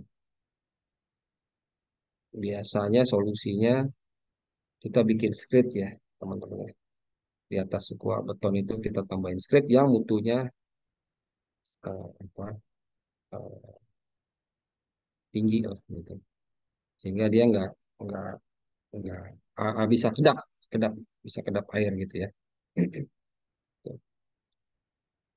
Asal jangan jumlah besinya aja, besinya kalau besinya apa renggang-renggang itu yang agak berbahaya. Makanya saya biasanya sih ada double double pengaman itu dengan damdek ya. Kita sekarang kan pakai damdek, jadi kita nggak perlu lagi pakai triplek atau casting, itu lebih hemat tuh teman-teman. Ke damdek, kemudian besinya bisa kita ya kalau ada miss-miss dikit bisa aman dengan damdek itu tuh. Ya. Damdek, kemudian baru kita cor, itu yang aman. Itu. Nah, begitu Pak Mazinur Rahman jawabannya atau pengalaman yang saya dapat mungkin ada yang eh, kurang silahkan ditambahkan atau di sharing ke kita kita di sini ya gitu. Kemudian dari Mas Sidik, ya. Izin bertanya Pak, bila unit perumahan yang kita bangun sebagai PM ketika dalam masa pemeliharaan yang masih terikat waranti bond terjadi runtuh akibat bencana alam seperti longsor atau yang semacamnya. Apakah kita sebagai developer bisa dituntut bencana alam siapa yang tahu ya. Jadi nggak ada akibat bencana alam itu kita dituntut. Memang kita kan bukan Tuhan ya. Jadi di dalam klausul-klausul perjanjian pun dimanapun yang saya pernah tanda tangani gitu ya, nggak ada tuh kita dituntut akibat bencana alam.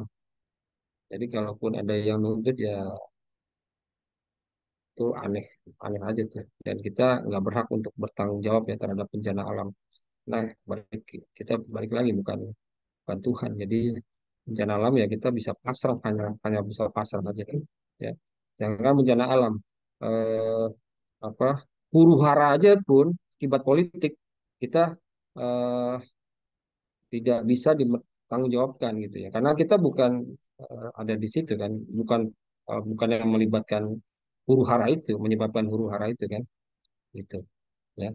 Jadi nggak bisa. Jadi sebagai PM akibat bencana alam, huru hara itu nggak bisa kita diminta pertanggungjawabannya. Gitu.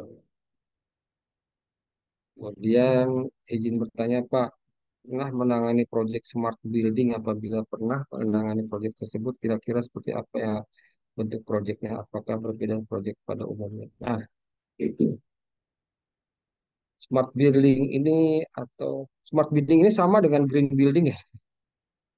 Kalau smart building ini yang saya tahu nih sekarang ini udah banyak mulai dari pintunya ya, Mas Reza dan Nuarta ya. Ini proyek smart building sama nggak dengan green building ya? Yang maksud proyek smart building ini apa nih kira-kira nih?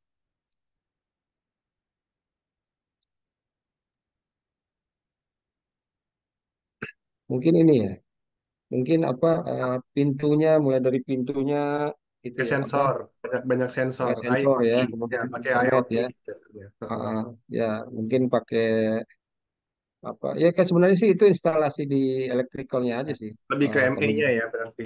ya lebih ke ME-nya ke elektrikalnya. Kalau strukturnya sih sama, struktur sama. Paling kita siapin aja koring-koring ya atau eh, instalasi pipanya gitu ya, pipa untuk kabel-kabelnya gitu ya. Selebihnya sih lebih ke arah ME-nya itu. Nggak ada bedanya kalau project dari sisi konstruksi ya, konstruksinya desainnya mungkin ya, desain instalasinya ada gambar di situ ya, instalasi kabelnya itu di situ ada perbedaannya sedikit. Tapi kalau selebihnya nggak ada. Itu. Izin bertanya Pak, apa yang harus dilakukan ketika estimasi RAB tidak sesuai dengan MC0 atau MC yang lain? Nah, ini penyebabnya apa dulu nih? Gitu. Penyebabnya apa dulu nggak sesuainya nih? Coba Mas Rehan, Gustian, coba bisa dijelaskan nggak? Tidak sesuainya karena apa? Coba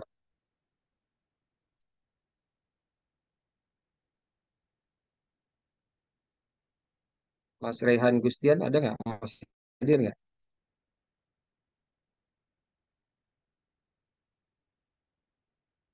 Nah, kita harus tahu, cari tahu dulu ya, RAB itu tidak sesuai dengan MC0 atau MC yang lainnya itu karena apa? Nah, kalau tidak apa biasanya sih RAB itu sudah hasil eh, apa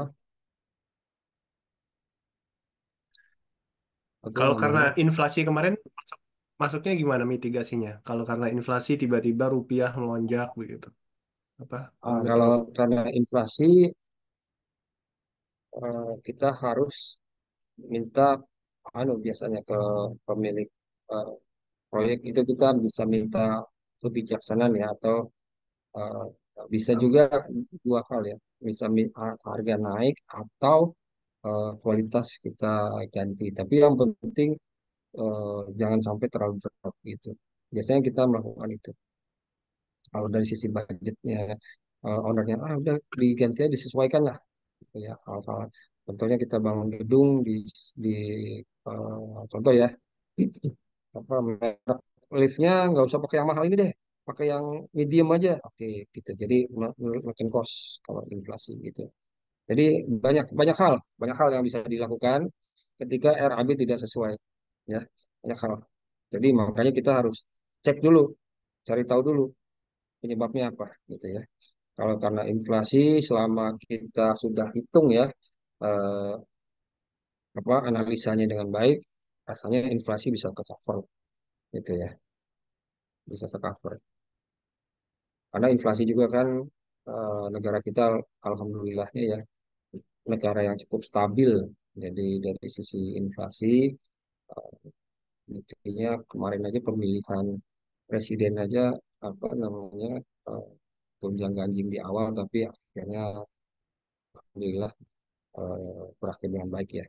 Jadi itu juga yang akan membuat inflasi kita bisa terjaga gitu. Kecuali eh, kondisi global ya, kondisi global ini yang tahu-tahu Iran menyerang apa namanya Israel itu kan jadi bikin pusing juga tuh untuk semua analisa pasti berubah. Jadi, eh, untungnya Irannya jadi nggak kepancing jadi nggak panjang. Tapi itulah banyak hal yang bisa kita lakukan ketika RAB tidak sesuai dengan ini apa yang Ya. ditanyakan oleh Mas Rehan. Itu Mas Terus Rehan izin bertanya, ada ada bilang tuh pengukuran di lapangan ada yang salah. RAB-nya berubah karena pengukuran di lapangan ada yang salah katanya. RAB, oh desain berarti ukuran di lapangan ada yang salah. Oh oke, karena desain ya. Kalau karena desain bisa Pak Mas Rehan. Jadi eh, bisa kita perbaiki. Makanya kan tadi saya kasih lihat ya, RAB itu bisa revisi sampai 3 kali, 4 kali, 5 kali itu. Karena dari sisi negosiasi, kemudian bisa karena perubahan apa desain atau perubahan kesalahan pengukuran itu bisa terjadi. Makanya kalau kita lagi analyzing ya, lagi analyzing atau lagi penjelasan proyek gitu ya, kan kita nggak menurunkan tim secara detail tuh, teman-teman ya. Kasih spare lah, kasih spare gitu dalam waktu untuk apa namanya memberikan eh, apa namanya, memberikan penawaran kepada owner, kita kasih spare. Jadi kesalahan-kesalahan yang tadi akibat pengukuran gitu ya, itu bisa kita minimalis itu. Asal jangan over gitu, maksudnya, wah, ah, kamarnya nggak keukur gitu. Itu bahaya banget, vital banget itu. Makanya betul-betul eh, apa namanya, dengan detail kita harus pelajari gambarnya dengan baik. Terus spesifikasinya, beton yang dipakai kualitas berapa, besi yang dipakai dimensi berapa. Nah, makanya jangan dapat gambar besok langsung jadi RAB gitu. Kecuali teman-teman nih kerjanya teamwork gitu ya. Oke, kamu cek kualitas besinya, harganya segala macam ya. Kalau dapat dokumen project itu jangan langsung apa dibikin RAB-nya, dicek dulu benar-benar. Ya, kecuali kalau yang kita udah punya standar ya, standar. Kan sekarang udah banyak tuh apa, yang jual aplikasi-aplikasi RAB. Di online juga dijual tuh kan, aplikasi RAB. Jadi kita, tapi dicek tuh teman-teman, jangan sampai harga satuannya kayak masih nggak up to date tuh. Ya. Terus analisanya dicek lagi ya teman-teman ya. Kalau yang beberapa teman-teman yang beli apa RAB di online gitu ya, dicek. Jangan lupa dicek analisanya, apa bener nggak nih 0, sekian pasangan batu kalinya gitu ya, semennya sekian, itu dicek dicek lagi dengan, kalau analisa BOE masih efektif nggak ya sekarang ya? Masih kayaknya terlalu tinggi tuh analisa BOE. Sekarang analisa implementasi ya yang paling dekat ya. BOE masih bisa diturunin 10 sampai 15%. Udah lama banget itu. Jadi adalah pakai pakai standarnya DKI juga bisa ya, analisa DKI gitu ya. Itu bisa dipakai. Nanti kalau misalnya mengerjakan proyek di luar DKI, disesuaikan aja eh, harga upah tenaganya, kemudian juga materialnya dan sebagainya. Gitu. Izin bertanya Pak, rentan waktu persetujuan proyek pemerintah itu berapa lama Pak? Apakah ada kendala waktu lobby? Ada, kalau yang lobby pemerintah terkait, maksudnya lobbynya gimana nih, Mas Rudi ini? Lobby pemerintahan pemerintah terkait, saya kurang paham nih kalau lobby nih. Karena eh, biasanya sekarang kan udah sistem online semua ya, proyek-proyek pemerintah itu ya. Bisa kita cek LPSE gitu ya.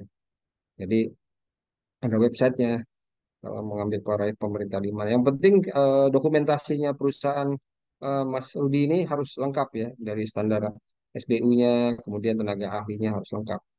Dan hindari kalau bisa ya, hindari pinjam meminjam perusahaan. Hindari kalau bisa, karena ya memang itu udah umum terjadi, tapi kalau bisa jangan. Kenapa? Karena kita nggak pernah tahu nih, tiba-tiba di belakang hari ada masalah pajak misalnya kan, ada masalah penggantian komposisi saham, sehingga waktu kita lagi kerjakan proyek enak-enak, tiba-tiba di tengah jalan perusahaan itu berganti komposisi sahamnya. Itu masalahnya banyak. Kita masalah di proyek aja udah banyak, tiba-tiba ada proyek apa masalah lain lagi. Coba kalau bisa mendingan mulai dari dari awal gitu. Kan teman-teman ini setelah lulus nih, ijazahnya tuh bisa dipakai untuk sertifikasi tenaga ahli itu. Asal teman-teman ikut dulu ujian apa sertifikasi keahlian ya. Nah, biasanya kalau usahain, kalau sekarang udah masuk semester berapa gitu ya, mulai deh apa belajar dikit-dikit tentang proyek. Kalau ada magang-magang silahkan gitu, itu bagus tuh. Jadi nambah-nambah jam terbang ya. Jadi teman-teman bisa mulai apa latih berlatih gitu ya, nggak masalah. Semester berapa sekarang gitu, ikut-ikut proyek itu membuat jam terbang. Yang penting setelah ikut proyek minta rekomendasi atau minta referensi ya dari perusahaan yang teman-teman udah ikutin, itu bisa dilaporin waktu mau ngambil sertifikasi keahlian. Nah, setelah dapat sertifikasi keahlian, teman-teman bisa apa atau gabung lah di antara teman-teman ini beberapa orang gabung bikin perusahaan. Nah, itu bisa buat tenaga ahli itu sertifikat keahliannya. Kalau udah jadi baru bisa ikut proyek tender-tender pemerintah. Jadi sekarang udah online semua, jadi untuk persetujuan proyek juga online ya, terbuka. Apalagi eh, apa LSM atau wartawan udah ada di mana-mana. Kalau ada penyimpangan-penyimpangan bisa teman-teman laporin aja. Dan itu sekarang pejabat-pejabat pemerintah maupun di daerah maupun di pusat juga agak khawatir kalau mau bermain-main mata atau dan sebagainya gitu ya. Sekarang yang wajar-wajar saja begitu. Gitu ada pertanyaan lagi dari teman-teman. Oke, Sisa, sisa waktu berapa menit lagi Pak Rizky? 2 menit lagi. Mungkin nggak Oke, apa-apa. Kita kalau nggak ada, kita cukupkan ya. kita Oke, cukupkan dulu ya hari ini ya materinya ya Pak Rizky ya. Teman-teman ya, kita lanjutkan hari apa berarti? Eh, hari Senin ya. Senin. Ah, Oke, ya. baik Pak Rizky. Oke, Oke, bisa. kalau begitu teman-teman, terima kasih atas eh, kehadirannya. Mohon maaf kalau ada kesalahan dan kekurangan. Saya sebagai manusia biasa itu bukan sesuatu manusia yang sempurna. Kalau ada kesalahan kata-kata mohon dimaafkan. Kalau ada kekurangan atau yang ditambahkan silahkan besok kita ketemu lagi di hari Senin. Kalau tidak ada lagi, saya tutup dengan mengucapkan Assalamualaikum warahmatullahi wabarakatuh. Terima kasih. Waalaikumsalam.